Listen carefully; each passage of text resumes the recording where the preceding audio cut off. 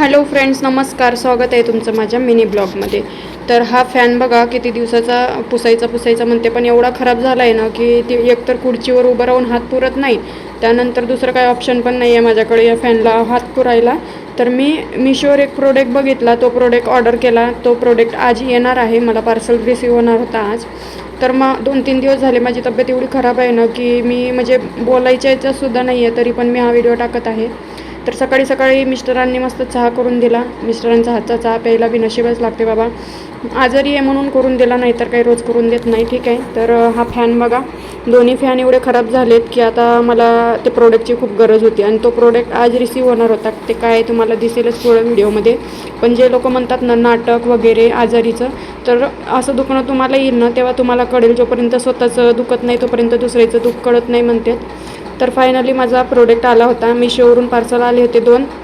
एक पार्सल मी ऑलरेडी मागवला होता, पण ते त्यावेळेस पण तुटलेला आला होता आणि यावेळेस पण तसंच झालं, त्यामुळे लई मूड ऑफ झाला. पण हे जे फॅनसाठी मी पार्सल मागवलेलं आहे ना ते खूप छान आलेलं आहे, मला खूप आवडला. याची लेंथ हाईट पण एवढी छान आहे ना, म्हणजे बसल्या बसल्या पण आपण साफ करू शकतो एवढी त्याची हाईट आहे.